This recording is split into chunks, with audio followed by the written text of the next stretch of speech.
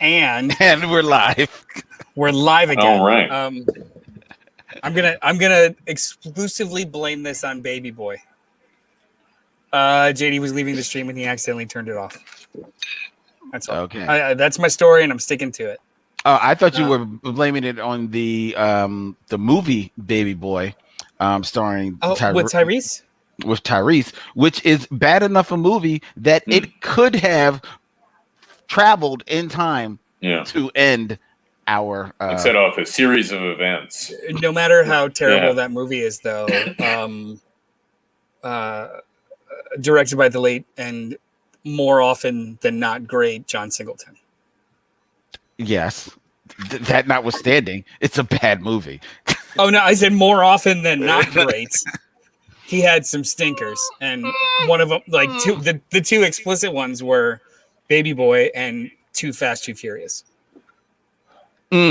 Although Too Fast, Too Furious, the title spawned a legion of, like, I like to call all of the movies like Six Fast, Six Furious, Seven Fast, Seven Furious, just for fun. And I don't mean to offend.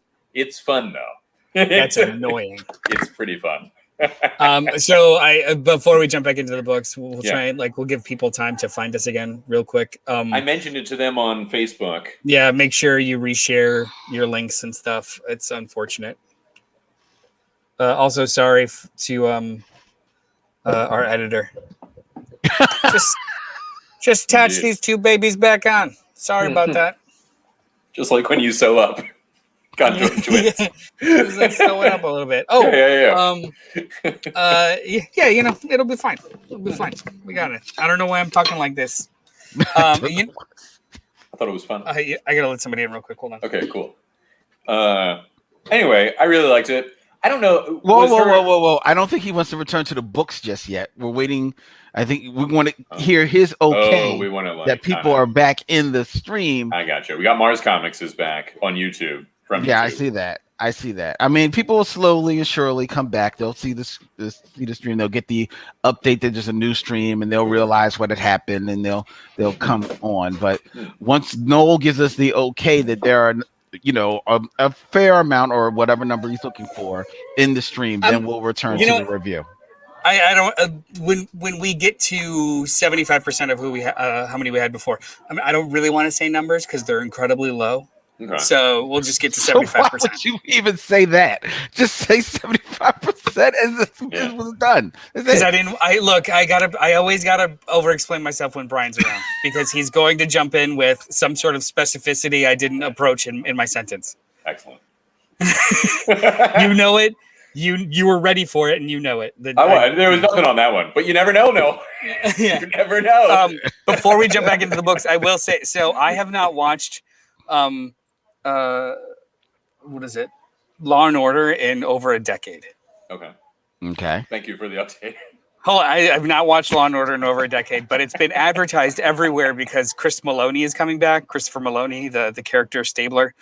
So Law and Order SVU specific. Any Law and Order, haven't watched it in well over 10 years, and he was like my favorite character actor, right? So he left. It was another reason to just not bother. Apparently he came back. So my wife and I were just like, let's jump back into a TV show that's been on for 25 years and we'll see what's up. I remember Law and Order being almost cinema verite style where there's not overarching music, there's not fancy camera work, there's no scene transitions. You are literally just, here's this scene, fade to black, credit, next scene. Fade to, like they truncate time so much in that show that it's almost jarring. It's just like watching a documentary. It's like a fancy show now with score and like really impressive camera angles and all kinds. Like I was just like, this isn't Law and Order anymore. I mean, I know these are the Law and Order characters, but this is like a fancy show, and I'm not sure how I feel about it.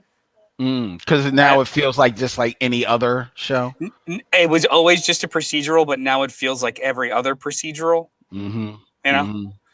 But yeah, I had to say that I feel like something by classing it up, a little something was lost.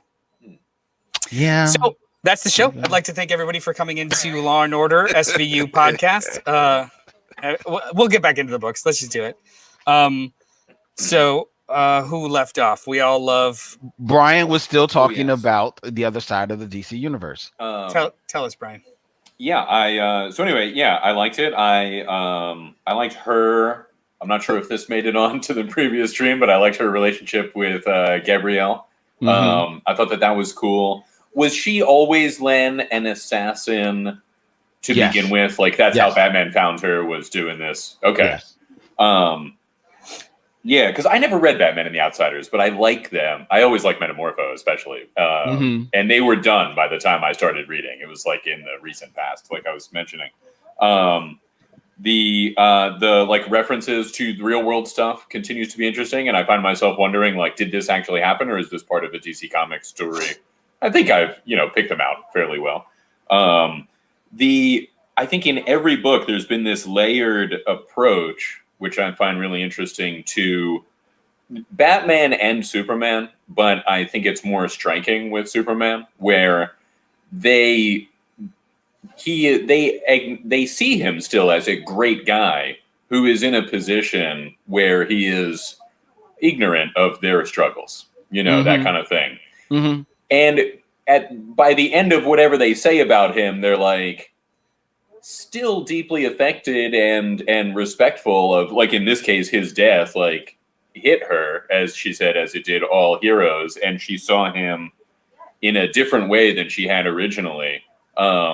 Which I think is, I always like in real life or in stories when people see the good in other people, Mm-hmm. I liked it. It was a well told story. Yeah, I think that was actually that's a really good thing to bring up, because it was a very subtle but not kind of explanation of how, as a person of color, how potentially you can feel about a paragon of something that is, essentially a white farm boy, right? Yep. Like, everything he does. I mean, Len, can you speak to it? I'm just gonna bastardize it.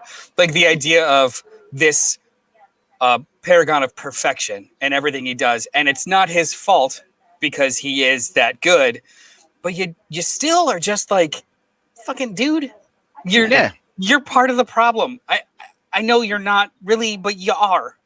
Yeah, you are. And the thing is that your status of who you are allows you to be blissfully ignorant of it. You know what I mean? And to a degree, that is what Superman represented to her, especially in light of the atrocities that she was, witness to, either personally or tangentially, by looking at how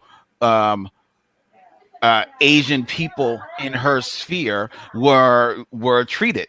And I mean, once again, I'll just champion on yes, I love this book. I also felt that this was the first book of the three so far that rang new to me, because while I did read Batman and the Outsiders, I certainly wasn't a regular reader.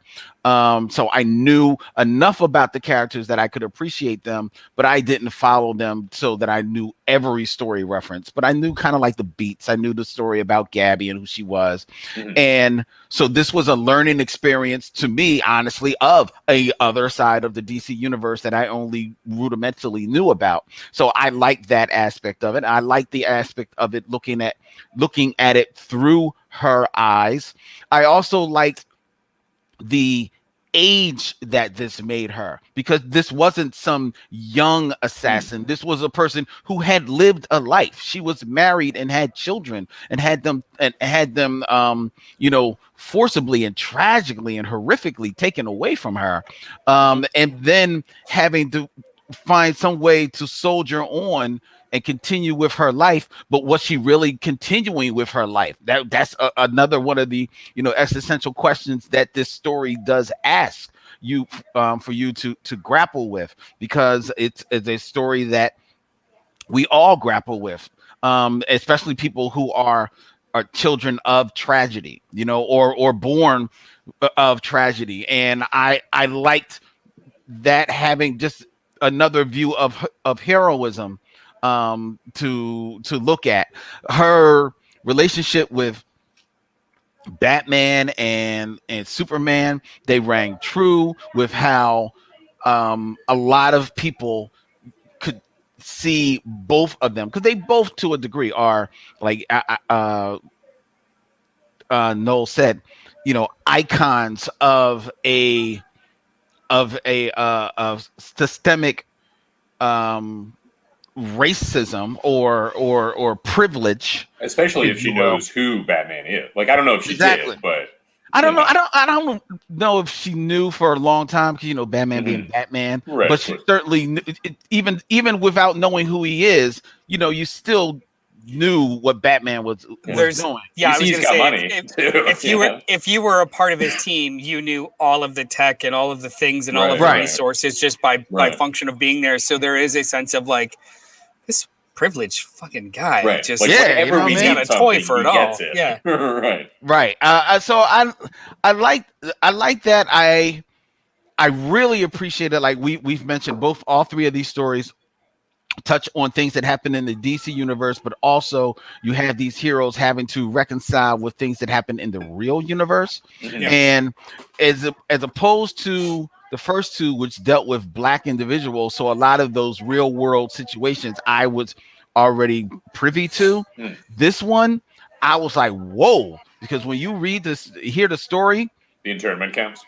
Well, I knew about the internment camps. The violence, the story of Vincent Chin, and what happens to him, and that's like this was one of those moments. I was like, you know what? This is set off on the page unto itself. Something tells me this really happened, and I looked and saw it really happen, and I was like, whoa, that's some fucked up shit. But it's. And oh my God, how prescient it's for this book to come out now in the world that we live in today, where there's again all this anti-Asian American type of hysteria running around. I hadn't realized that it was like the way that he describes it. It shifts from one Asian group to another over the years, in decades, which I was not aware of. I kind of knew about the stuff that he talks about with Japanese people. I mean, the internment camps, yes, but in the 80s. But I didn't know that it shifted to Korean. But that story was heart-rending as well. But that's real world. And if you're a Black person, you live that. This story reference that happened in California. That shit bubbled over across the country, because that shit definitely was a thing here in Philadelphia. Was that the Watts riots that he's describing? No, it's not the Watts riots. No, Watts riots is something different. But but it still is real shit that was happening. I like how he delved in. He delved into the economic reasons as to why Koreans moved into former territories into Black neighborhoods where other kind of cultures and ethnicities would own businesses because it was cheaper to blah, blah, blah. But then that put those two cultures at loggerheads. And because of that, other Asian descent cultures were almost taking the brunt of that aggression, because no one was able to tell the difference between Japanese or Chinese. And I mentioned that explicitly. The one guy, was it Vincent Chen or was it another person? It was Vincent Chen. He was a Chinese boy who was trying to protect a Korean storefront because it was under attack. There was another story that they mentioned that was also this person wasn't Japanese, they were Chinese, but it was before that in the story. It was in the 80s in the story, but I don't remember the man's name. I don't remember that one. Similarly tragic. I don't have it in front of me. It's all tragic. The shame of it. Then when you read the story about Vincent Chen, because the dude was just out on it. He was out celebrating. He was at his bachelor party when this shit happened, man. I mean, it's so fuck. But that aside, the exploration that this book does, that John Ridley is taking the time to do, the exploration of real world situations, real world feelings and emotions that he is using the DC universe to explore is something that has long been overdue in the world of DC. And I think to do it in such a prestigious format is very, makes this just that much more rewarding. This is really just some good stuff right here, man. It's really dope. I am wildly excited for the next issue because I don't know who's that next issue. Renee Montoya. So the way that he's been telling these stories, or at least constructing these stories, is he takes the year that the character debuted, but then takes them through in real time. And I just looked it up to make sure. Renee Montoya was debuted in 1992. Mm-hmm. So, and she's an LGBTQ plus character. Mm-hmm. So potentially we're going to be able to see a DC universe character exploration of queer characters and the things through the 90s and 2000s and up to now, because of all these characters so far, Renee Montoya is the most current and the most modern, because she still has new stories being told about her, like in prestige format. He gets Black Lightning has already been created. He's already been made into a legacy character. So in a lot of so has Renee Montoya, but just on the other side. Well, the question, but yeah. She has a legacy persona now, but she's not a legacy character. Oh, right. Like she wasn't around for the she wasn't around for the creation of the Justice League. She wasn't around for the, you know what I mean? Like she's not a legacy. She's not an OG character. No. So I'm excited to see how they do that.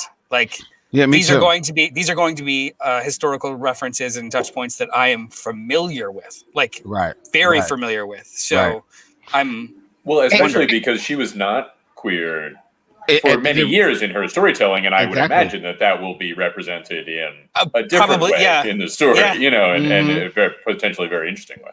Yeah, that's what I'm looking forward to too. I've never gone back and read all of those early Detective Comics where she was just a side character, but I wouldn't put it past Rucka if he coded her as lesbian, as queer, and that was well after. Didn't say anything about it. Batman the Animated Series was her debut. I don't think Greg Rucka was. He's he's like the main person that's. He's the one that's done the most with her. Yeah. I don't know one way or the other, but I just picture him as writing later than that. Although that happens with a lot of these guys. That's when they became prominent, but they were writing for like 10 years before. Right. No, I'm looking forward to that. Anyway, I am. Sorry. I think it's interesting though to go the route of, because we've been dealing with these super powered or heroes, and to go the route of someone who, yes, now maybe is a hero, but is for a long time was not, not of the Cape and Cowl set, Yeah, she worked with them, but very removed. She definitely wouldn't know who Batman I was going to say, exactly. she's a former cop. She's Latina. She's queer. She's now a costume vigilante. She dated or had a love affair with Batwoman. Her story touches on all of the real and fake things in the Marvel or in the DC universe. And I think I probably have, because of all the way that all these issues are kind of panning out, I probably have unrealistic expectations about how much I'm very excited for that issue, but we'll see. How many issues is this supposed to be? 5? All right, 5, and it's shipped bi-monthly. So, and they haven't been announcing who they're talking about. You only know about the next one being Renee because those solicitations are out. But the one after that, I have no idea who the 5th one is. But if I was going to guess, either finally Jon Stewart or John Henry Irons. That's who I was thinking it would be the next one. Just because he shows up at the end of this one, and he is certainly a character that could carry his own book. I think it's going to be Jon Stewart, only because there were so many really good little touch points that they put in the first issue. His when Jon Stewart crossed over with Black Lightning at all, that it almost felt like he was only. It almost felt like he was telling only one side of that story, and then Jefferson found out that there was more to it at the end of that of his story. Yeah. So I can see a different Green Lantern. I like the bookend of it being. We're going to talk about Jon Stewart now and his perspective of what we had talked about 4 issues ago. He also is still very relevant in today's thing. What were you going to say? He is. No, I can definitely see the bookend, the whole bookend. When you said that, I was like, it kind of makes sense for it to be Jon Stewart. But if you just wanted to go completely afield and truly do the other side of the DC universe, and this probably would be the issue that would sell the least, I would do Black Manta. Black Manta. Oh, cool. Yeah. Interesting. Yeah, that would be. Does he have any redeeming quality? You know, like, is he? I'm not that familiar with what his deal is, but he actually is a black guy underneath that. Well, helmet. true. And why is this black guy all of a sudden fighting under the water? Like, what's I mean, I don't even really know Black Manta's story. Like, most of what has been interesting about Black Manta, I saw in Young Justice. Is that the case in the comic? Like, is he? It's pirate stuff, I think. Yeah, I'm sure it's been explored, but I would, I don't know, but it makes sense for it to be John. Simon Baz would also. I was going to say Simon Baz or even Jessica Cruz. Yeah. But they were just introduced in like 2001 or 2000. Yeah, that's so recent. Yeah, it's true. Sorry, even later than that, like 2010 or 2011. But if you had them either way, and it's so Jon recent. Stewart, like. Yeah, like the back half of Jon story. Stewart's story, we've got some Simon Baz and Jessica Cruz stuff, and even, all the Lanterns. But we've got a bunch of other books to talk about. We do. This book is great. Before I get to the next one, we didn't discuss this beforehand, but would you guys be down for some quick Thunder rounds? We'll turn some of these into Thunder rounds. Yeah, to create a little bit of so I was thinking, do either of you want to do a Thunder round of Silk? What are our options here? No. I'm just gonna do one at a time because I know which one I want to do. Yeah, interesting. Which one? I would like to do King in Black Ghost Rider. Okay, I didn't read that, so that's great. That's perfect for you. I'll do a Thunder round of that. Who wants to do a Thunder round of Silk? I'll do Silk. All right. I'll read it. Okay. So, I mean, let's do some Thunder rounds and then we'll get to the rest of the books. I'm trying to create time so we could at least talk about Godzilla versus Kong a little bit. Okay. So Silk #1 by Marvel Comics, written by Maureen Gu with art by Takeshi Miyazawa. By day, Cindy Moon is an intrepid reporter for the upstart new media empire Threats and Menaces under her old boss, J. Jonah Jameson. But those worlds are by night she's Silk, crime-fighting superhero. But those worlds are about to collide as an investigation into a series of gangland murders puts Silk and everyone she loves in danger. Who is the powerful new player in New York's underworld? Where did she come from? What is going on with that strange cat demon? It will take all of Cindy's powers and prowess as a reporter and hero to find out all the answers and stay alive. Silk #1. So let me get my timer ready. All right. 1 minute. And you tell me when you're ready. I am ready. And go. I do not know a whole lot about Silk other than I love her costume. So reading this was really, truly a true introduction into the Silk character. I've seen her tangentially in a couple of other books, but really this is my first deep dive into her. And I love her. She was a lot of fun. She was buckets of fun. I liked reading a book that talked about someone who liked to be a hero. She liked being a hero. She said her name in logo form. Like, that's what I loved about this group. She was Silk. She's like, I'm Silk, baby. She was spinning webs all over the place. Plus, she was a reporter, and she was truly a reporter. It felt like she actually knew what she was doing. She felt of her age. She was cool with her brother. I liked her family. I liked everything. I loved the art. I loved the story. I loved every single thing about this book. It was buckets of fun, and I'm mad this is a Marvel comic. DC, y'all need to get your weight up. This was great. End of round. The last 2 pages really grabbed me, especially. I was like, "Oh, that was interesting." Yeah. But Len, I always liked it about the Flash when, like, he loses his powers in the show and he wants them back. You know, like you would if you lost super speed, as opposed to being like, "Oh, now I can live a normal life without this amazing ability." You know. Does anybody want to get a timer for me? I will do the next one. Where's my clock? Get your phone. I got a clock. There we Give go. me a second. Boop, boop, boop, boop, boop. And we putting 30 seconds on the clock, right? 60 seconds. Motherfucker, 60. Oh, sorry. Trying to take time from me. You ready? Let's do this. Oh, wait, hang on. Let me read the solicitation. So this is King in Black Ghost Rider #1. This is a King in Black tie-in, but it does not read like that at all. The War for Hell's Thrones meets the King in Black. All Ghost Rider wants is to destroy Mephisto, round up an army of escaped demons, and secure his seat in the throne of hell. Is that so much to ask? But now a dark god from space has shown up to throw the world into chaos, and some of Johnny's old friends have come to ask for his help. It may take everything they've got to stop this madness, but even the devil himself. Go on. And go. This book was fun.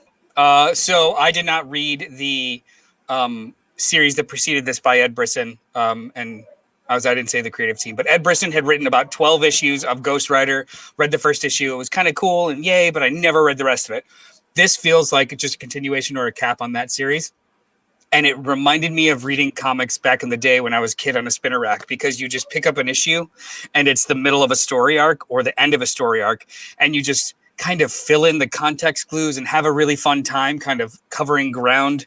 And it really, really worked. It almost worked better with all the holes because you were able to fill them in really quickly between all the characters. The way that this all kind of worked out too is just Johnny Blaze is the king of hell. He's really terrible at it. And a lot of his allies are like, hey, we have to put Mephisto back on his throne because shit's going wrong. He's the devil we know. Let's do this. And it was just a really, really fun book with great art. I liked this a lot. I will go back and read. End of round. Yeah, it ends with them essentially rethroning Mephisto, and which is they're saying that was like the first piece in the next big Marvel event, and it happened in this weird side. It's even weird that it happened in this as opposed to an ongoing Ghost Rider thing. Like it was, they canceled it. That's just it. Like this almost acts as like a series finale for that book. But it's really fun. I would totally suggest this. The flavor of it's nice. Cool. But anyway, all right. So let's get back to the real important books. Before we do that, so Brian. Yes. I don't know how to say this word. Is it Patreon? It's if you can trill the R. Patreon. Patreon. Can you tell me a little bit about this? I was told to just ask you. Yeah. I'd be happy to. It's actually pronounced Patreon.com, and it's a reference, I think, to the way that patrons would supply art. And just like that, you can give us money so that we can keep doing this. We put quarters in the sides of our laptops as we stream. So it's patreon.com/JohnnyDestructo. If you want to donate to the show, that would be great. It's you can write to us at JDsHeroComplex@gmail.com. Or subscribe, all those kinds of things. We're on YouTube. It's CultPop Go, Facebook, CultPop Podcast, JD Stores at 4327 Main Street, Philadelphia, Pennsylvania. You can buy shirts that he makes himself. I mean, he doesn't make the shirts. He prints things on the shirts. No, he's back there stitching now. Stitching up shirts. Like Superman's mom unwove the blanket and recombined it into his costume. That's what JD does. So basically, if you guys like what we do or enjoy conversations we're having together on Saturday mornings, as well as the content that we jump onto all the social medias, like, comment, subscribe, leave us a review. If you can contribute. It keeps us with microphones and internet and service. And thank you. Yeah, I got these headphones thanks to the generosity of our patrons. Let's talk about the next two books. One, an indie with a little bit of a I lost words, so we're going to talk about Shadecraft. A little bit of lead up. So this is the return of a creative team that had finished the series Skyward, which was very popular and a lot of people really liked it. So this was kind of a book that was anticipated. So it's Shadecraft #1 by Image Comics, written by Joe Henderson with art by Lee Garbett. Zadie Lou is afraid of her own shadow. She's a teenager, so she really should have grown out of it by now, right? But something weird is happening in her small town. Zadie could swear the shadows are coming to life, watching her, trying to kill her. But how do you fight something you can't even touch? How does all of this tie into her family, of all things? From the creative team that brought you the Eisner-nominated Skyward, join Zadie Lou as she adventures into the shadows to face her fears and discover a legacy she never knew she had. This was a fun book. I don't know why I sounded like Christopher Walken just then. This was a fun book. That's good. Yeah. Yeah. Oh, that's good. Yeah. You just have to make emphasis on the wrong syllable. Like, yeah. But I liked the second half of it better than the first half. For an opening issue, it was very rushed. Very rushed. Like the story, you mean? Yeah, the story was very rushed to get to the point where it was like it felt like a race to the hook. Mm-hmm. Right. So Noel, if I can interrupt you, action figure expert, it is Sunday today. Oh yeah. I think because it's Easter. Yeah. He asked, Wait, when did you guys start doing shows on Saturday? Oh yeah, I didn't even see him say that. Yeah. I know he said he didn't think that we would be on today, but then he says, when did you guys start doing shows on Saturday? But he meant Sundays because action figure expert almost always types differently than what he means. And I think he meant because it's Easter. I'm assuming. No, so when I was quickly rattling off the times that we go live, I said Saturdays, and we have to stop the show to correct what I said and no one was listening to. Oh, excellent. It was because of the previous comment that I thought he thought today was Saturday. And we did have to stop the show. Let's talk about it a little more. Well, it worked. He stopped the show. Excellent. Can we get back to the show? Thank you. Shadecraft. Number 1. Reading lots and lots of comics every week, every year, every month. Sometimes you could see the seams. Sometimes it doesn't bother me. Sometimes it does. Here I saw it in the first third of this book. But the hook was really interesting, and the family I really like, the dynamics, the characters in the family, and the little reveal at the end. I was like, oh, this is cool. So all in all, I really liked it. I hope it was just kind of like opening salvo problems, not necessarily going on. And this was kind of like in the other series, Skyward. I don't know if you guys had a chance to read that. It was a lot of really great concepts, but it was just, at the end of the day, it was just fine. So yeah, I thought it was cool. I mean, first of all, I love the art. I'm very engaged with the artwork on it. I like it. But to your same point, no, I did feel that there were bits that felt like rushed. That felt they could have used like another panel or two just to kind of like just flesh the story out just a little bit more to like drive. It was a race to get to the end, right? Yeah. And I thought that, and where there were at times I kind of liked it because I liked the whole idea of the character jumping the gun on the first page to kiss this boy that she liked. I like that, but then the exploration of it the rest of the way felt like kind of like just like this, like come on, somebody just like let's keep it moving. And when you read the back matter, which I almost never do, but I did this time, and the writer Joe Henderson talks about how much he admits to being nervous about putting this out there and about how he kept going over and over the story. It feels like, he probably like maybe over edited himself a little bit on it, Yeah. So I think that's what it fell victim to.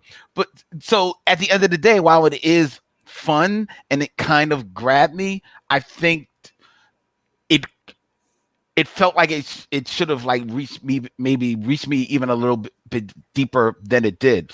All in all, though, it's a fun comic book. This was not a wasted reading, and to a degree, I kind of liked. I can't lie and say I didn't appreciate the breeziness of some of the read, especially once the action kicks in. Yeah. And because sometimes some writers will throw the action and then they'll have tons of words on it. This one allows the actions to breathe a little bit. So all in all, it's fun.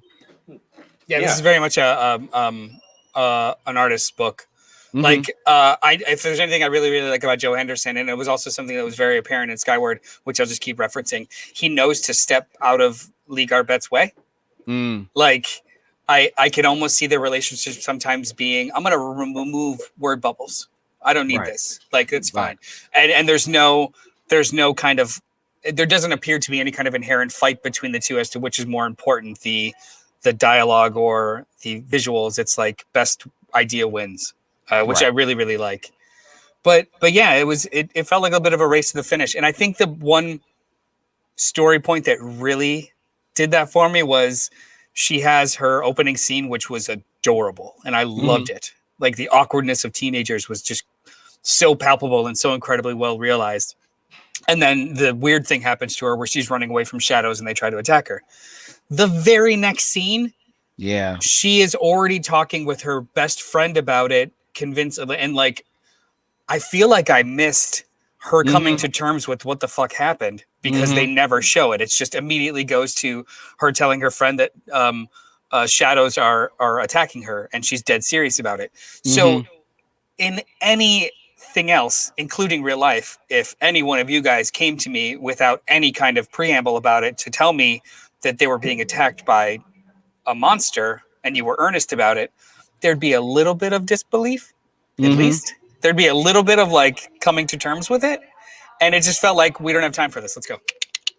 I mean, if that happens, Noel, please just disbelieve, but act as though there is a monster attacking me. If I come to you and I'm like, get in this car now, there's a monster. Get in the car. No, but that's not the situation we were in. This was everyone safe the next day talking about it at school. Oh, that's true. You should still, though. I mean, I'll try not to do it if there's no monster. If anything, I would verbally try to de-escalate the situation with you and brainstorm about other things that it could be other than sentient shadows that are stalking you. I mean, I probably, hopefully, would have done that myself. I mean, like, what else could it be? It's not the actual act of. So I'm not picking apart like the story point. Sure. I'm picking apart the pace of it and the structure of getting to that story point. Like, see, I know that it's crazy. I got it. But I also, a lot of times in these stories, I think maybe people are more ready to believe it than we would be because this is real in these worlds. And so maybe there have been other hints in their, just like kind of background, like in a world where magic exists, they would have seen some things that they're like, oh yeah, that does kind of fit, that kind of thing. We have no other indication that happens in this world that was presented. Oh, no. I'm talking about a general story, not this story specifically, any story where there's this kind of reality that like other elements of this reality would also be, this is a world in which, you see what I'm saying? Like in Buffy the Vampire Slayer, there are vampires. Most people don't know, but maybe they like caught something out of the side of their eye one time, and it, that kind of thing. In Buffy the Vampire Slayer, every time there was a noob that was introduced, they had the "oh my god, what the hell is this?" scene. There wasn't just like vampires, makes sense. I got it. Cool. What's next? I get it, but you see what I'm saying? Like in that kind of, it's easier for them to accept because it is real in their world. However, I didn't feel that way in this time. Like I can see what you guys are saying. That didn't strike me at all. The one scene that I felt was just a little odd, but not necessarily wrongfully so, was the mom is like, get out of the room of her brother, who is apparently in a coma. And it's like, that's unusual. Like you would think it would be good for his sister to be in the room. You know what I mean? That actually rang true to me because I've seen and read about processing grief in that way. So whatever transpired, the mother couldn't or feels as though she didn't and couldn't have protected them from that and will keep everyone and anything away from them now. Oh, yeah. I didn't see it as unrealistic. I was just reading it and I was like, oh, no, that's like harsh. Yeah. Yeah. Like, why aren't you in there? Although I didn't have an issue with the pacing as you guys did, but I did feel similarly that like the back half of it was even better. The art is phenomenal. facial renderings and that kind of thing. And then also this very different style for the shadows is very cool. And I'm also very intrigued, because spoil the ending here. We don't know fully what the shadows are, but the brother is involved. The brother who is in a coma. Yeah, there's potentially a whole supernatural legacy thing that is introduced in the last page, and that's super cool. Yeah. The back half was great. The art is spectacular. I hope that these pacing issues were just like the back matter kind of suggests, an overwritten and or over edited issue because they were just so excited to get to the point of the end. All the shadow stuff. And yeah. I also like the way that it ends. It ends on this, an interesting ending for a comic. It's this emotional beat. And then I always am a fan design wise of the final page being like all black with some text or all one color with some text. I think it's a slick way to end it, after the story where it says supplemental. Yeah. It's cool. It was fun. It was fun. I mean, the quibbles, I think Noel would agree. The quibbles we're making are they're quibbles. Overall, it's a fine comic book and definitely, interesting enough to return and see where the story goes. Yeah, and arguably these would not be glaring to me if this was in trade. If I read this in trade or as a first art, the pacing wouldn't feel so jarring because I would have immediately, right after this, there would immediately be a padding of. Right. Am I hearing that? Am I the only one hearing that? No, there's something going on. Cutting the table down to size or something. So I want to introduce our next guest. It's a table saw. We're just going to roll it. Sorry, I don't know what happened. My phone just started making this weird ass noise. So we're gonna move on. We're gonna move on to what is undoubtedly and just unequivocally the best book of the week. That's Avengers: Curse of the Man-Thing #1 by Marvel Comics, written by Steve Orlando. No, nobody agrees with me. With art by Minkyu Young. Burn at the touch of the harrower.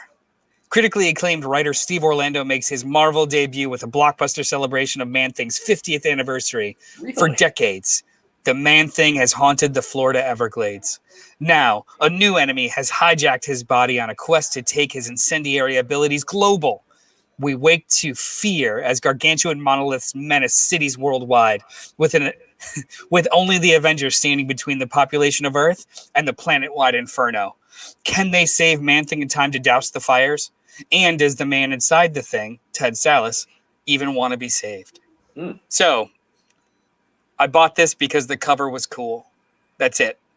There was a Webhead variant cover. The Pat Gleason Webhead variant cover. It was cool looking. I'm like, yeah, sure.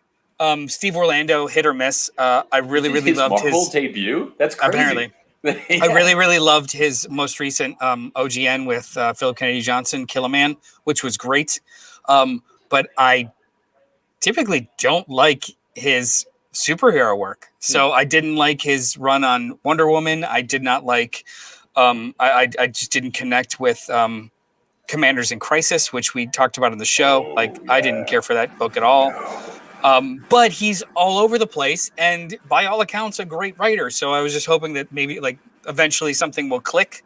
I read this on a lark, bought it because the cover was cool. I was riveted. So the first page, it's the horticulture, the Hickman bad guys that were introduced in X-Men. These three old ladies that are just taking the power of plants into evil villainy. That was a surprise to see them outside of the X. Yeah. I was like, holy shit, this is awesome. Yeah. Of course they would have and they have a niece who is this horticulturist in waiting who is doing magic also. So it's this new character that's a mix of science and magic, which is where Man-Thing lives. The science happened, but the magic of the Everglades and him being the nexus of all, charge of the nexus of all realities and blah, blah, blah. I just loved this. It was so weird. I especially loved how the villain turned him into a biological weapon that was creepy as shit. So the idea of the Man-Thing touches you, anybody that knows fear will burn. So that's pretty much anybody. His touch can set you on fire. But taking like the idea further, if you take this plant and what would happen with its pollen? What would happen with its, like, you can emulate somebody by them just sneezing. That's fucking frightening. And they do it in this book across the world. And the Avengers are fighting monster pollen and weird stalks and people just catching flames. This is a gross, wild book, and I was just incredibly impressed. I really loved it. I'm prepared to die on this hill. Brian, what did you think? I enjoyed it. I did not realize that. Fuck you. The first cut as he stands on the hill. For people who don't know, who recognize the similarity to Swamp Thing, whoever created Man-Thing and Len Wein, who created Swamp Thing, I think were roommates at the time that they were both created. Like, there is no mistaking the similarities, which extend to Man-Thing having control over plants, which I did not realize. I thought he just kind of looked that way. I didn't realize he was made out of plants also. I know what he knew he was made out of plants. The control over plants, I don't think that was always the thing. Oh, okay. Yeah, and he's in a swamp. I also didn't realize the origins were even that similar. Where it's like scientist in a swamp has an explosion and has a serum involved. Yeah. So anyway, I thought it was cool. I think this is one of those books that's like the next one is Man-Thing and Spider-Man. Spider-Man Thing, hopefully, is what they call that issue. Yeah, this is this is almost like a fifth week event. How they used to have back in the day, where it's a series of annuals that just connect to each other. Same writer, different. So different, like one character or story thread. There was a Captain Universe one years ago. You remember when he was like needed to go, he got the Hulk, and this. I always like that. So anyway, intriguing concept. Art is really cool. So what I'm hearing is best book this week. Great. Len, what did you think? It's interesting that that's what you hear. It must be on a sub frequency that nobody else is picking up. He's talking himself into it. I'm skipping to the end. I'm Shadecrafting this. I'm just going to get to the point where you agree. There you go. That it was a great book. It was a great book. All right, well, try editing this, my friend. I hate it. This book was just okay. The art is cool. The art. I'm not going to lie. The art is very good. It's not the best art this week, so you can't flip that. I didn't say that. But who are you giving that to? Beta Ray Bill? Yeah, absolutely. I would say, I would say Beta Ray Bill. But it's okay. Like, I mean, look, I think the people who are Man-Thing fans, like, they could fit into the real world house. Like, it's not a whole lot of people. I'm sorry. I'm sure the fans are going to say differently, but it's not. That's still probably a couple hundred people, right? If you really pack them into that house. I mean, like, nobody cares about the Man-Thing, right? And everybody looks at the Man-Thing and they say, and you know what they say? It's like, oh, it's Swamp Thing. Right. Nobody cares about Man-Thing. Rob put in the chat, I've never seen a Gaslight review show. I'm essentially trying to gaslight you guys into, and you know what? He's right. You don't have to say anything else. It's fine. We all understand that you loved this book. No, I mean, it was just okay. I mean, look, it's interesting. It's fun. It's pollen, whatever. It's still read like a Swamp Thing comic book to me. I'm sorry. My expectations were so freaking low that I was just like pleasantly and wonderfully surprised that not only did I enjoy an issue, it was just like, shit, I might want to know what happens next. Yeah, but there's no way you could tell me, Noel, that you enjoyed this more than Beta Ray Bill. Oh, no. I was being like, it wasn't the best thing in the world. But I was very, I think it was a mix of things. I didn't this wasn't something that I was looking forward to reading. The creative team has never really done anything that lured me by name alone. The character themselves, I don't care about. Like, I think the coolest thing that's happened to the character in the last 50 years, there's two things. One, they were used, like a Man-Thing was used as a teleportation device in one run of Thunderbolts. Like, they literally captured Man-Thing and just had him open portals, which I thought was hilarious. But then also the other thing was in the recent run of Avengers. Oh, right. They had the Kid Thing, which is like a small version of Man-Thing that sits on. I can't believe I'm describing this because it's weird. It's only comic books. Kid Thing sits on Blade's shoulders and like makes rapid fire stakes for him while they murder vampires. That's cool. My god. It's like high level WTF comic books. Like 1000% stupid as hell. However, those are like the two coolest things so my expectations were wildly and proof that low, nobody gives a damn about the Man-Thing. So your expert mentions that good things come in pairs, and he brings up, I think, Deep Impact and Armageddon were two movies that came out at the same time. Swamp Thing and Man-Thing, I think, are a little different because their creators actually knew each other. But there are two Dennis the Menaces who both wear horizontally striped shirts and a slingshot in their pocket. Oh, that's their comics true. Premiered on the same day. Yep. One in England, one here. Calculus was invented by two people. Multiple people were very close to the telephone. This happens. You know, it's like whatever is giving one person the idea, the works in the ether often expressed multiple times. Also, I guess it's just like kind of cream rises to the top too. Like even when those things happen, typically the market or just society decides which one is going to be the primary one, whether it's first or not. So Swamp Thing and Man-Thing, they both survived, but come on. Are you a Deep Impact or Armageddon man? Well, Deep Impact is actually a garbage movie. Oh. So it's not good at all. And Armageddon knows it's not a good movie and it's just flashy. So that one wins. All right. Right. Deep Impact. In that case, I think there was a story about an asteroid, like a little bit before that. And then, I think I saw an old crack podcast where they listened to an old crack podcast where they talked about that. And, just kind of trying to pick apart what influences it. I find that kind of thing very interesting. I think the fact that this whole conversation about things coming in pair is more interesting than anything that happens in Avengers Curse of the Man-Thing is proof that this is not that great of a comic book. And that is a really interesting concept, to be fair. but yeah, I don't disagree with you. Noel stepped away for a little bit. So while he has stepped away, I did not hear about this, and it's not on our agenda to review. I think JD or Noel may have done a Thunder Round earlier, and maybe you did, and I don't know, and I didn't watch it. But I would be interested in hearing your thoughts, B, on the latest issue of Flash.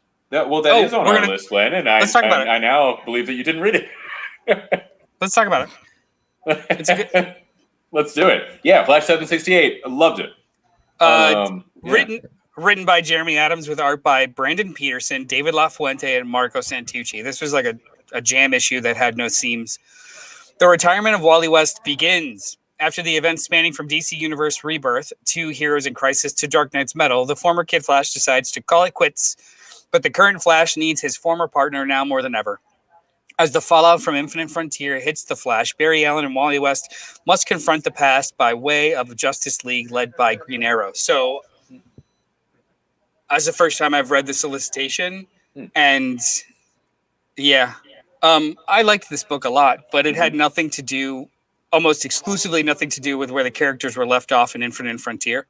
Like, they high-fived and hugged and was like, yeah, I'll take the mantle from you. And then immediately it's just like, no, I quit.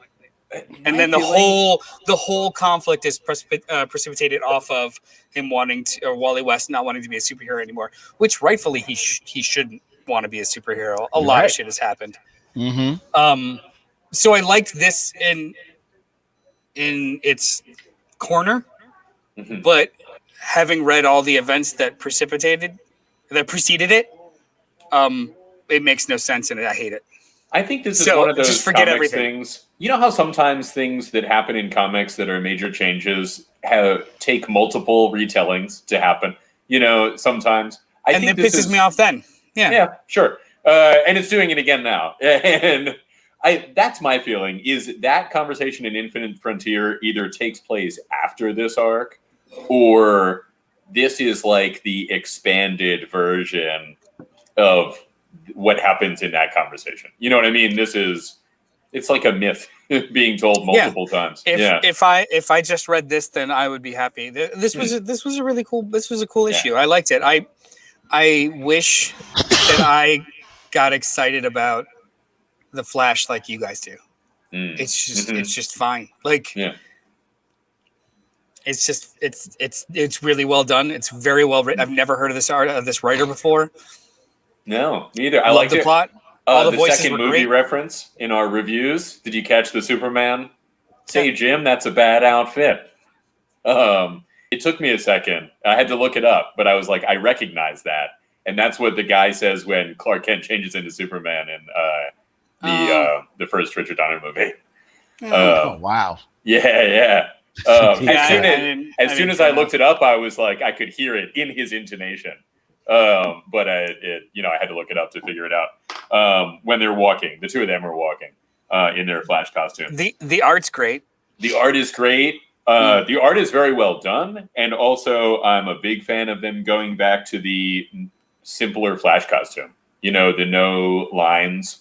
I think Barry still has that gold, outline on his circle. The piping. But other than that, it's just the more classic costume.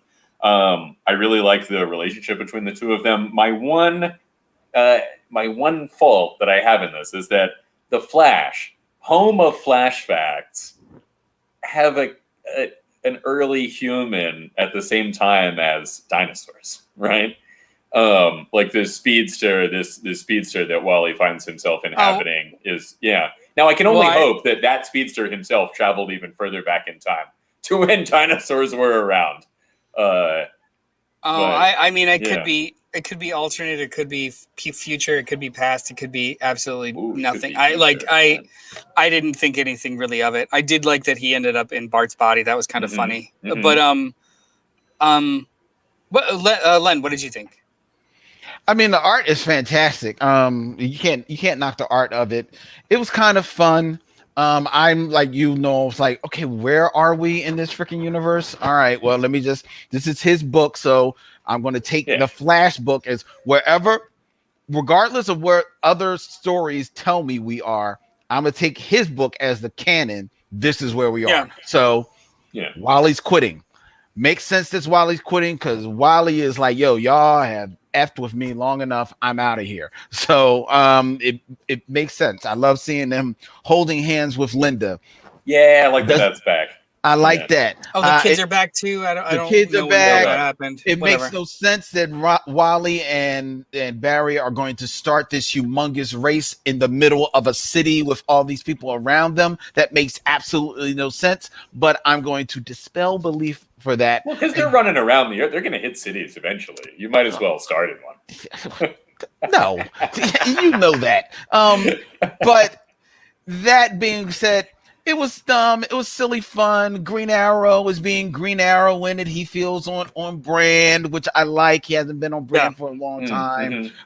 There's a beautiful splash page when the Speed Force, which my God, I'm so fucking tired of the Speed Force. But when it again attacks Wally and takes him out of his costume, I have to admit that splash page, it's absolutely gorgeous. But I am so like. Wait, when it attacks Wally? Yeah, they make a case in the whole like point of this conflict, or they make a case for, and which is weird. Like they have this conversation about the Speed Force being almost protective and or defensive, like a simple organism as opposed to a sentient one, right? But they all discuss it, and then immediately that's the theory, and they all start acting on the theory. I was just like, all right, I get it. That's fine. Well, no, I took it as like, no, Barry's like, this isn't a theory. This is like, I'm intimately familiar with the Speed Force. This is how it is. that kind of. That's not how the conversation read. That's not how the conversation went. I think you're putting your flashbacks into the conversation. I mean, I'm just remembering because these are the Flashes. Like they would have insider knowledge of the Speed Force. Well, it was just one Flash at that point. It was just Barry talking with Batman and it didn't read like that to me. It's a gorgeous page. It is. I'm just tired. I'm tired of everybody talking about Reverse Flash, Professor Zoom, and all this other stuff. The Flash's biggest enemy is the Speed Force because the Speed Force is always just fucking with them, man. Like does the Speed Force do anything to them? I'm tired of the Speed Force, man. Like, can't we just go back to it's like, yo, it's a whole bunch of fucking chemicals that fucked up shit and made them fast. Like, we don't need this fucking Speed Force. I like it most when the Speed Force is just the thing that powers them. There's no, like they become one with it. That's it. Yeah. It's the force that travels all over the planets. It's on every planet. It's like suck a dick. The whole other forces thing too. The still force and the strength force. What? Everybody wants the Green Lantern and everything. Joshua Williamson needs to apologize for all that shit. The Sage Force and stuff. No, that was always terrible, and it remains to be terrible. No. So the last Flash that I read is the first chunk of Jeff Johns' run, and the Speed Force is just what they colloquially call this power we all share. Mm-hmm. It doesn't have intent, it doesn't have purpose. It's just when I generate speed, that kinetic energy goes somewhere, and we all share the same kind of bucket of kinetic energy that we all build up, and it's just what powers us. Right. It's not this sentient organism or defensive thing or a dreamscape inside of it. Like it was like a Nirvana, I think. Also, like you in the TV show, Barry, it was also Barry became one with it but that was it. Like, and he made his costume out of it too eventually. But I'm okay. Like, Len, you mentioned something earlier, like when you read a book and it's just like, so I'm going to make this one the prime one because nothing else really matches the continuity. I am very used to doing that when I read old runs. Like when I pick up an omnibus, this is just what this is. It has, I don't try and like fit it into the continuity at the time. I'm not used to having to do that book to book in continuity, like in real time. Okay. So it's not. Infinite Frontier is one of those, like, that was like a here's an upcoming survey of the DC universe. And as I've gotten older, I think and know more about how it's produced, they probably, whoever did those things, did it well before the actual books were produced. So they're like, here's the basic thing that we're going for. And then as the story was generated, it became different or whatever, like they do every so often. I assume that's the explanation. And then they'll have the caption box, which kind of tells you where this panel fits in or something like that. Overall, it's a fun comic. It's fun. It was fun. Wally travels back to the prehistoric times. It was kind of fun, and I like Wally West. I'm an abashed Wally West fan, so I like following Wally. So I was with that, but so at the end of the day, it was like it was fun, and and him landing in an impulse body, that was kind of cool. Yeah. And I love the whole like many speedsters over time thing, and I love ancient stuff. Like him. So this is early speedsters. Well, this is the Flash. This is the Flash's quantum leap. Wally West is, for the next 5 issues or whatever, Wally West is going to jump into all these different speedsters' bodies, and he's going to remember the meaning of Christmas and decide to be a hero again. Got it. Yeah. And probably fix the Speed Force too, if I know how comics go. Yes, he will fix the Speed Force. Maybe my expectations were low because I know when JD read this, he was just like, "Flash is back, baby," and I was just really excited for that. But it just didn't scratch my itch. I guess I'm not a Flash guy. No, maybe not. With that said, I will continue reading the old runs. Yeah, let's see how you feel after the Jeff Johns stuff. Let's see if you get into that. Because there's some really good stuff there. I have a feeling I'm getting to the bigger stuff. So those are the comic books for this week. Before we go away, two out of 3 of us on the screen right now had a amazing experience this past week. and we're going to talk about it. And really not care what Brian thinks, because he didn't want to invest his time into what we all told him was an amazing experience. This conversation took place at 10:15 or so p.m. last night. I think it was more like 8. I don't think it was. What are we talking about? Well, Sure, it's Godzilla versus Kong. And they said, you should watch it. And I said, that sounds cool, but I have to finish the other comics. And they said you could still watch it. And then I didn't. Talk amongst yourselves for a second. All right, cool. Look, okay. Did you like it then?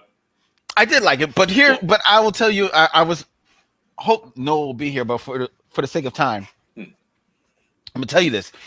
I was so looking forward to Godzilla versus Kong. It hit HBO Max this Wednesday, as well as in theaters, and I was determined that, with the things slowly, very slowly and precipitously returning to normal, that I was going to see this not in the theaters.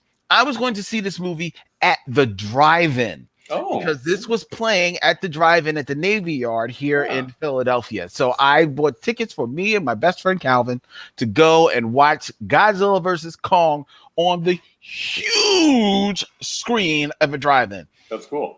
Yeah. And while this would not have been my first big monster movie in a theater, it would have been the first monster movie that I had ever seen in a drive-in. So I was looking forward to the grand experience. So we get there. Now, if anyone is going to drive-ins, especially like pop-up drive-ins that have happened in the wake of, the pandemic that we've all experienced, a lot of those are huge inflatable screens that they inflate in a parking lot, usually, where people can park off and watch the film in relatively a large manner, as you used to do in the drive-ins of old.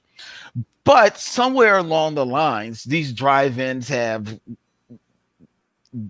caught up with today's technology, and they are more or less almost like the side of one of those storage containers that you've seen people like you were picturing it being much bigger. I was picturing it being hugely bigger. I gotcha. I thought this was like a special one that was really big. That's a shame. This was like a storage container with a storage container on top of it. It not necessarily was a storage container, but they looked akin to this, and that container was the screen. But that container, being the screen, was akin to in format to your cell phone, ladies and gentlemen. So was it at least like flat? Like, was it a good screen? It was flat. It was a flat screen. So it's like a big flat screen. But the fact that it was akin to like my cell phone. And we were parked about 4 cars deep. Literally, from where we were, if I held my cell phone up, this was the perspective that I was watching Godzilla versus King Kong. So, after 5 minutes of that frustrating experience, me and my best friend Calvin resigned ourselves, and they did not have a food truck set up, so you could not purchase any food. You had to come already with your food, which, because we were running late, we didn't have time to get. After 5 minutes of that, we left. I just like ate the cost or whatever that cost for the tickets. Went to Applebee's, grabbed some chicken wings and burgers to go. Came back to my house, to my 60-inch TV, which was mere 4 feet from my sofa. Yes. And enjoyed Godzilla versus Kong in the perspective that I should have done from the first. That's cool. And you can pause it when necessary. And were they buffalo wings, Len? They were honey barbecue. Honey barbecue. Interesting. And they were fucking delicious. They were better than the burgers. Really? All right. Yes, they were very, very good. Nice. But that being said, I watched Godzilla versus Kong. Yeah. And it was everything that I wanted it to. Oh, great. Oh my God, it is such a fun movie. Yes, do you have to take your brain and put it on the side a little bit? Sure. Do you have one of those like Monsieur Milan, the brain, one of those tanks? Yeah, just keep your brain soaking until you need it again. Exactly. And thankfully, the movie is literally, with credits, an hour 53 minutes, which means that it's tight. Yeah, and which is like an hour 40, probably, with that many special effects, like 10-minute credits, probably. Exactly, that's pretty good. Which is actually the amount of slow mo that was in Zack Snyder's Justice League cut. I missed your conversation about that. This movie was so good. It was just straight up bang, bang, bang. It was Godzilla versus Kong. The winner was the person or monster that should have won. Excellent. But it was still a hard-fought battle. Okay. And then, as happens in every comic book type media that we, regale ourselves with, our two combatants are forced to team up against a solidary foe. I thought it might go something like that. That was epic as well. Excellent. I'm trying not to spoil things for you. Yeah. I do want to check it out. I'm well behind on many shows at the moment. Yeah. So you know what? Put those shows to rest, because this is the viewing experience of the pandemic, as far as I'm concerned. Wow. This hit on so many levels, it's ridiculous. So I was passively listening. I was helping a customer because the door wasn't locked. Mm-hmm. I was passively listening to your experience, Len, and it reminded me of how I always choose to see these movies, yet because of the pandemic I've been unable to. So I've seen every MonsterVerse movie. So the three that preceded this. Godzilla 2014, Skull Island, and Godzilla King of All Monsters. I explicitly see them opening nights, or the preview night, so like Thursday night at 7 in IMAX. I am a stickler about seeing these big, dumb movies in the largest format possible. Yeah.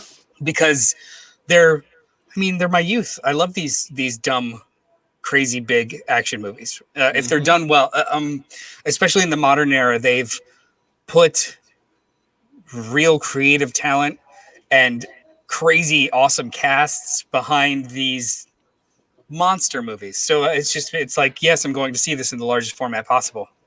So I was really bummed that I was going to experience this one, the culmination of all the battle. Yeah. Right. In my living room.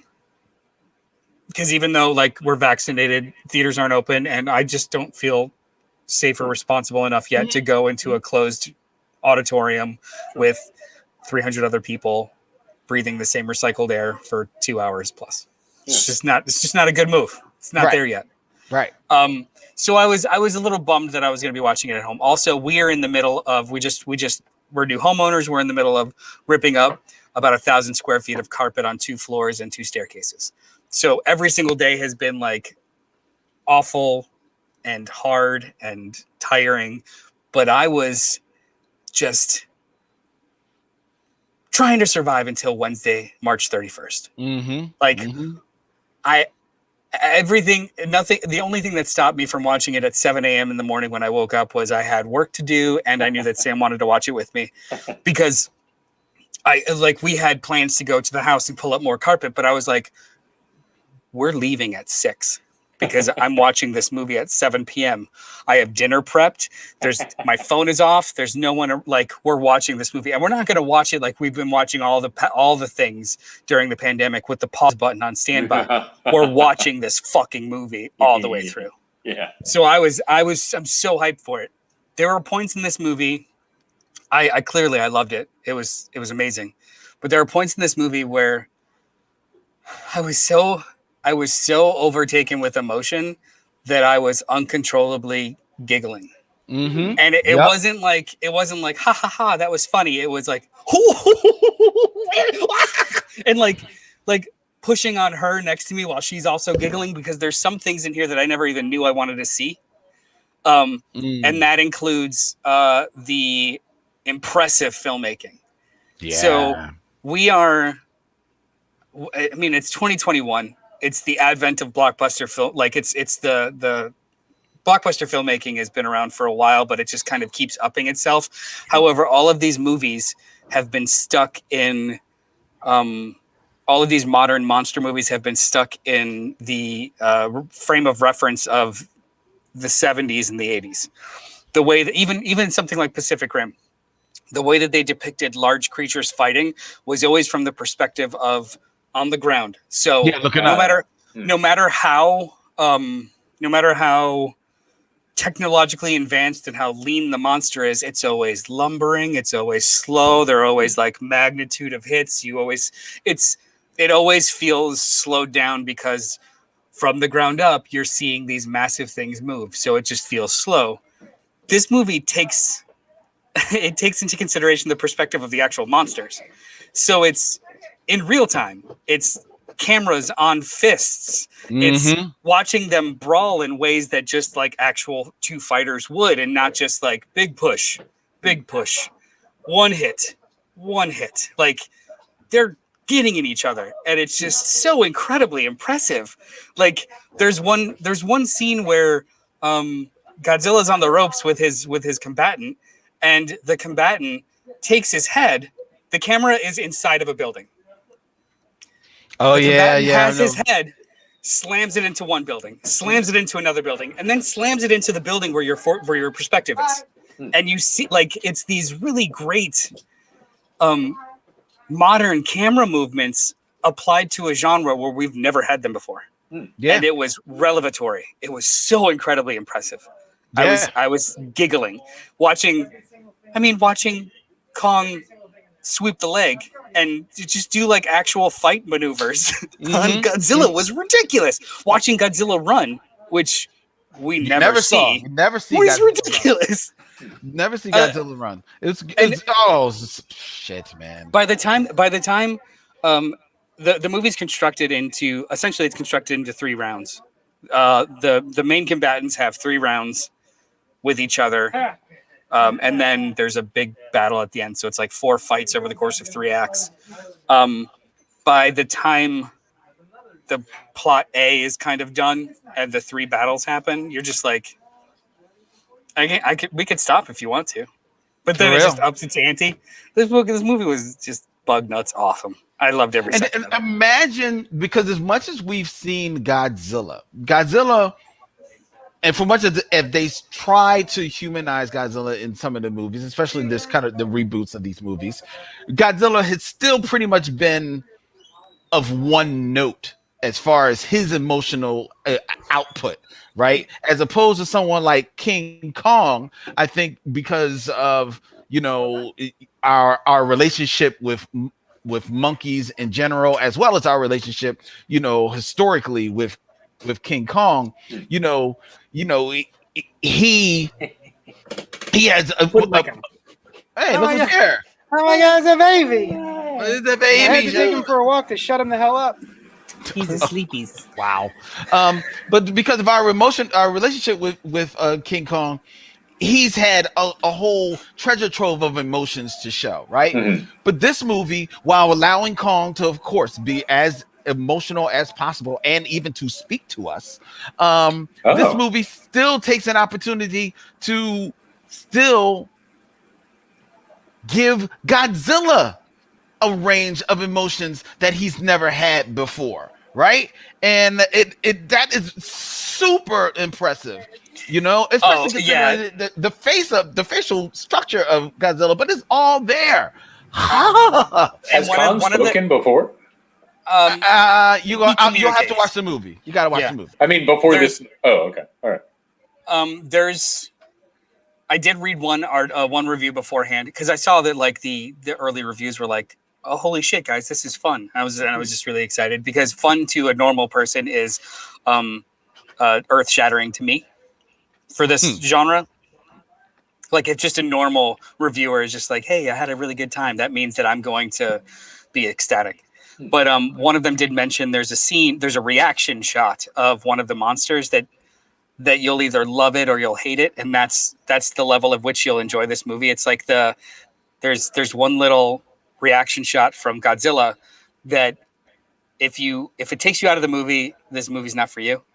Right. And I was like, and when I got to it, I was just like, I don't know what the fuck they're talking about. That face doesn't do anything. It's a monster.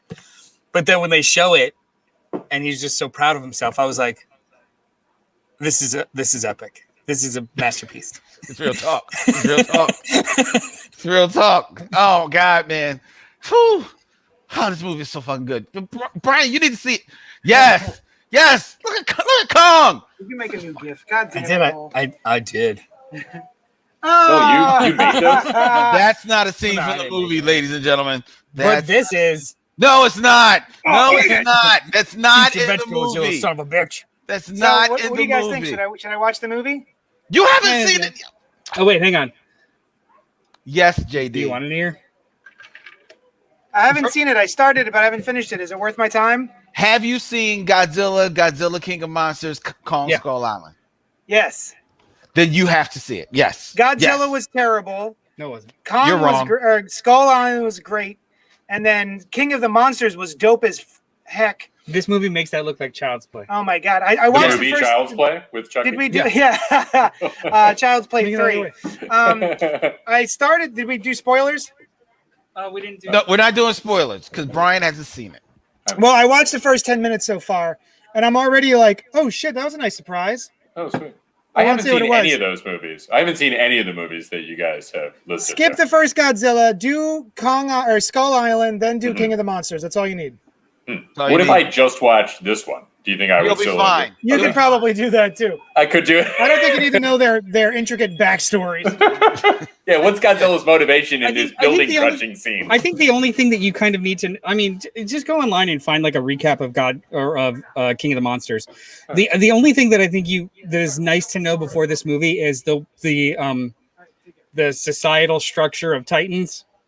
Oh, how they function. So like that, like not even where they were born or whatever, but just our relationship with them. I did read our a little relationship something with them, about but then that. also the way that they function in so much as an alpha exists and how that was all disrupted and why. So like I would watch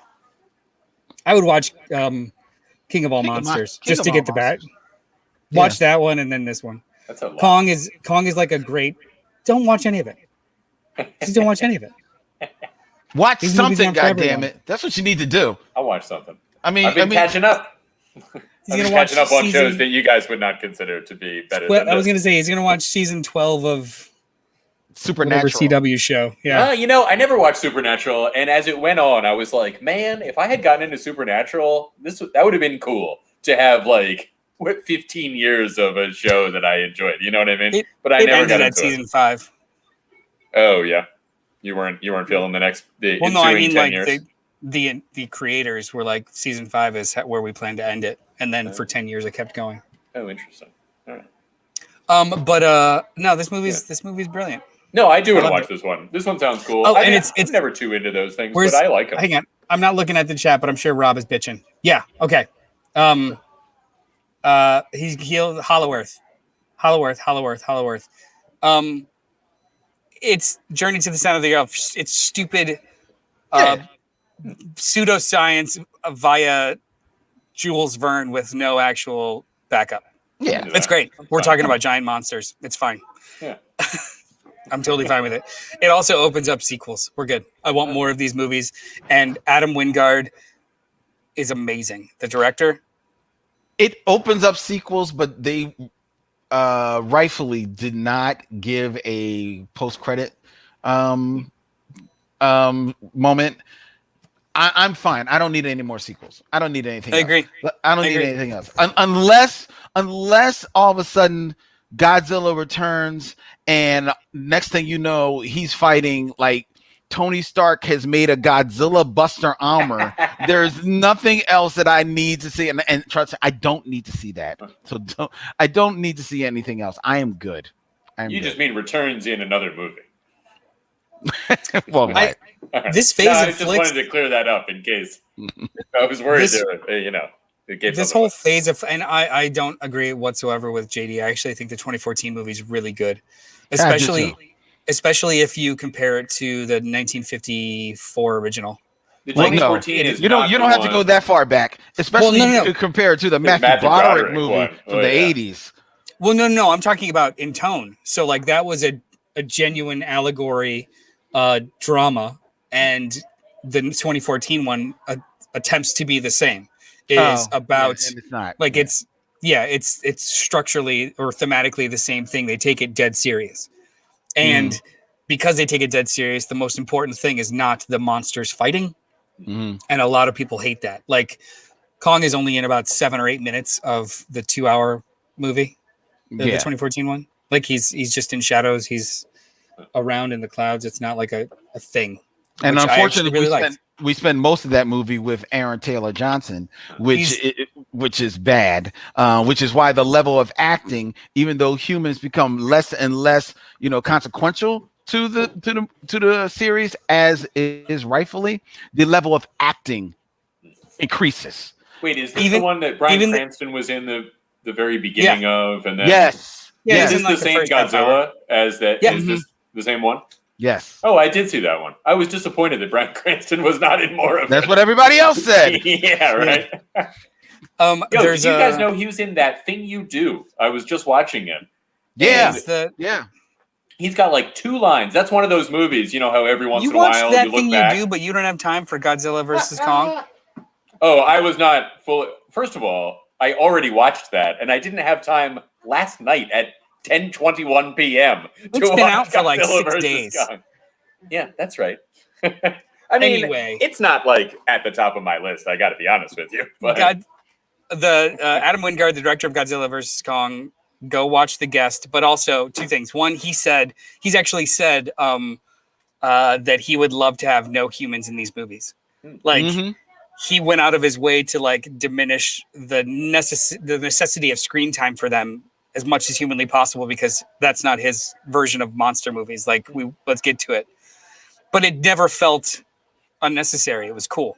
But then also he got hired to direct the Thundercats live action movie based off of this. That was just announced. Yep. Wait, the what now? Thundercats live action movie. Yes. Now that I am very excited for. I've never watched the entirety of the cartoon. Man, I just know them as a toy line and they're fun. In the 80s, man, they were loose, and I still have my Sword of Omens from that. Those are all words I don't understand. Well, you should understand the individual words, Noel, and it troubles me that you don't. But what does it mean they were loose? They were promiscuous? Thundercats are on the move, Noel. Thundercats are loose. That was their theme song. That was their theme song. Yes, I'm sorry. But they might have been promiscuous. They didn't. They let themselves out, Noel. So the door was left open and all of these kitty cats got out. Exactly. Oh my God, the Thundercats are loose. Did I tell you guys that's a reference to their flatulence. It's just a lot of farty cats that are running around the neighborhood. Yeah, exactly. Oh! When I was a kid, very young, I loved the Thundercats, and I wanted Thundercats Mountain for the winter holiday, right? Christmas or Hanukkah. And I was like, Mom, Dad, get me Thundercats Mountain. Like, my parents were still married at this time. I was very young. Get me Thundercats Mountain. And the issue with that is, did you not say that please? Toy did not exist. Yeah, I know. So they bought me a styrofoam mountain from like a model train shop and painted it. And they were like, it's Thundercats Mountain, Brian. And I was like, yes. And I loved it. Your parents liked you more than they liked me. They liked me a lot more than they liked you. Well, I mean, then my parents liked me. Because everyone understood that context. They liked you, Noel, I'm sure. They would just be, I your parents like me. That's fine. They would just be like, hey, no, that doesn't exist. And no, here's 3 more action figures because that's in our budget. I mean, the Styrofoam Mountain was probably not that expensive, but I was really young. Oh, no, they wouldn't make one either. I never had a Castle Grayskull. Oh, I had a bunch of Ultron toys too. I had a Battle never Cat. had Ultron. Oh man, Never had Ultron. So wait, so you were into those, but just not into Thundercats? We were like basic middle class. Like my parents would get me action figures, and I just had the furniture to play with them on. Like I had action figures that went with me everywhere, but no, I've never had play sets.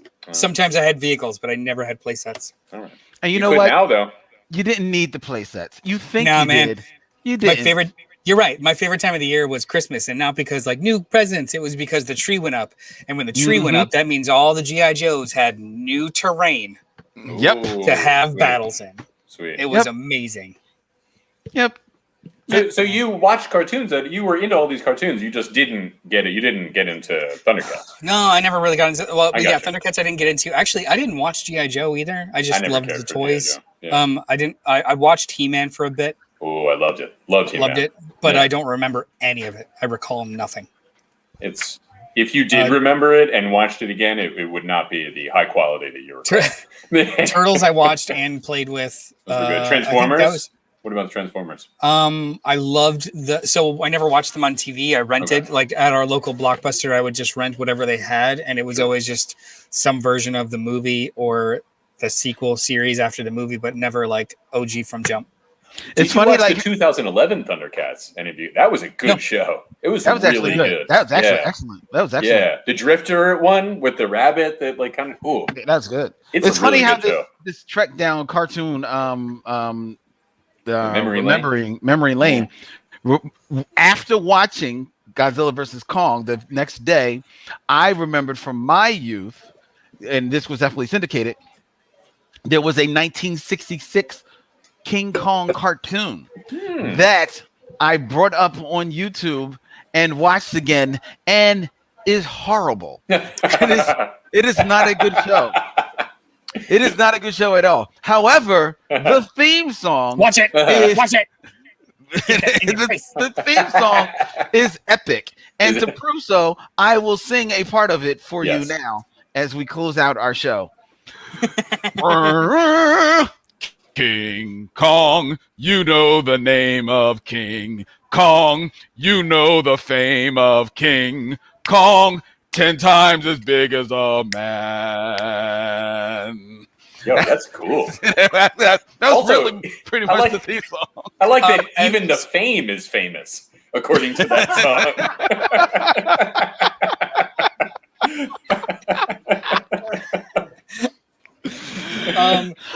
Can whoever edits this episode localize that for me so it could be my ringtone? Oh, that would be great. Can somebody set that to the animation of the original? Of the like dozen people that listen to us live. Can somebody just find that and clip it together? I appreciate it. Thanks. That would be awesome.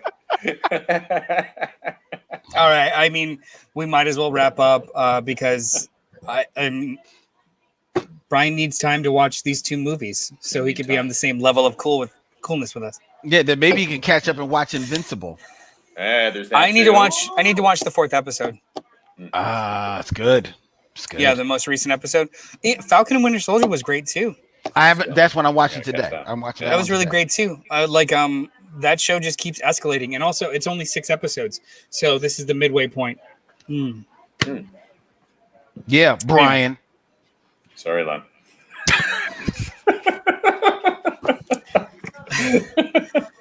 Actually, you know what, JD, do you want to take us out? Sure. What's up to all our sidekicks and henchmen out there in the Geek Nation? Get ready. Prepare your butts for the Spoiler Alert podcast live stream. To end. To end. I hope you guys enjoy your Zombie Jesus Day. Thank you so much for joining these gentlemen. You can come down to my shop and yell at me for my sacrilegiousness at 4327 Main Street, Johnny Destructo's Hero Complex. Brian Lee, where can the people find you? Well, I just moved into a new apartment, and I'm here right now. I'm also at brianleapdesign.com. Len, where can the people find you? Holla at a Tribble at every place that you find the Black Tribbles. Holla, holla, holla, holla, holla. You can tweet at me at JD's Hero Complex on Twitter. I also have a stupid TikTok if you like that stuff. It sucks up hours of my day, and then I just do stupid things on it. What is? I think it's just Johnny Destructo on TikTok. And Noel, hey, hi. Where can the people find you? Oh, you can find me on social media at Mr. Bartocci, MrBartocci on Twitter, as well as anywhere the CultPop feeds. And I'll yell at you. Thank you so much for joining us, and we will talk at you later. Bye. That's it.